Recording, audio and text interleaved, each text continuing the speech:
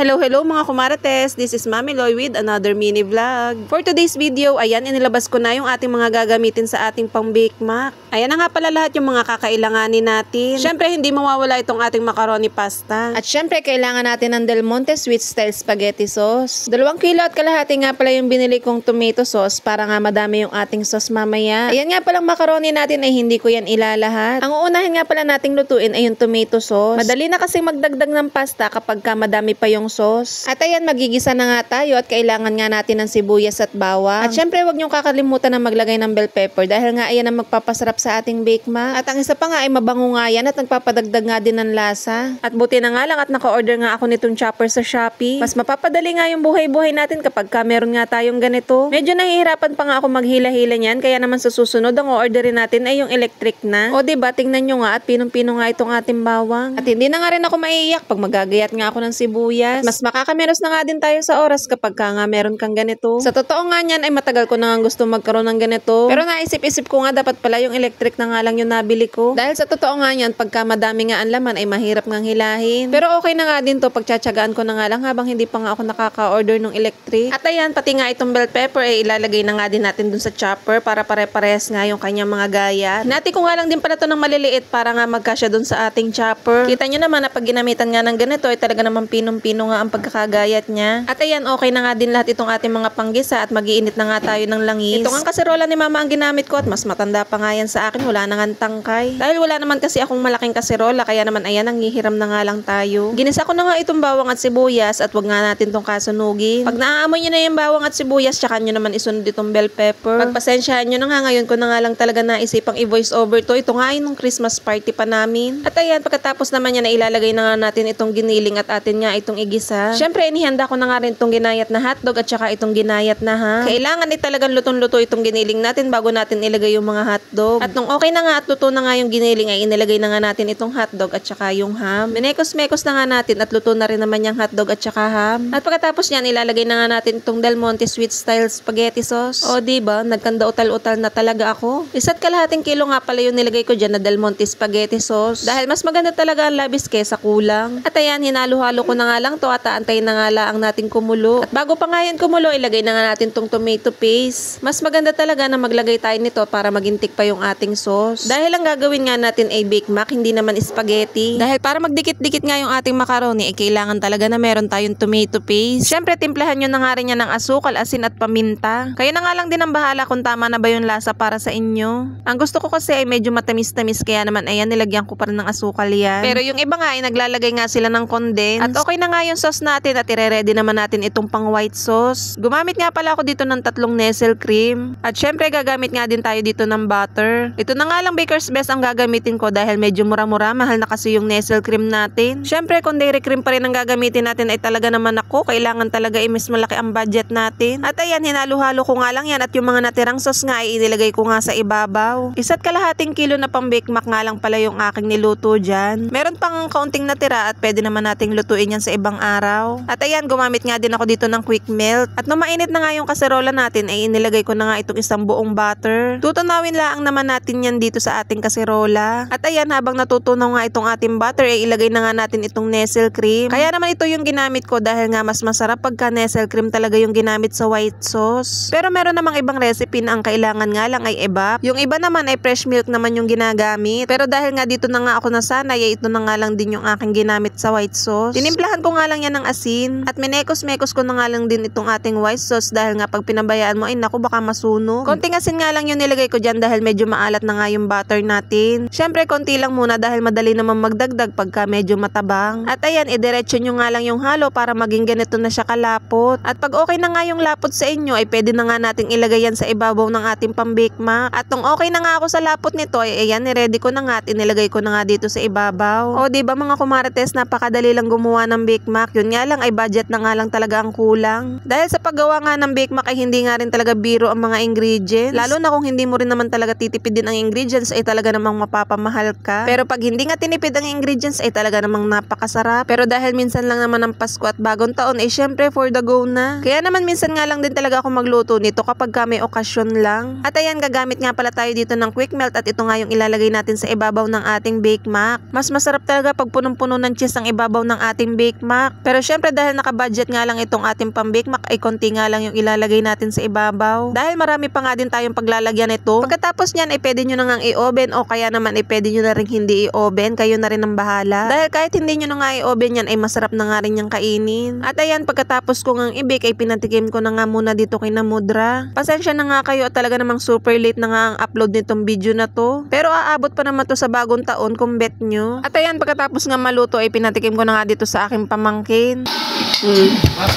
Taste test. Ang lahat. Good. Hindi maalak. Masarap. 10 over 10. Wow! So yun lang naman mga kumarites, at kung bet nyo nga ito ay lutuin nyo na nga ito sa bagong taon, for the go na yan. At sa susunod naman na video natin ay yung bake sushi naman yung ipapakita ko sa inyo. So yun lang naman, till next video, bye!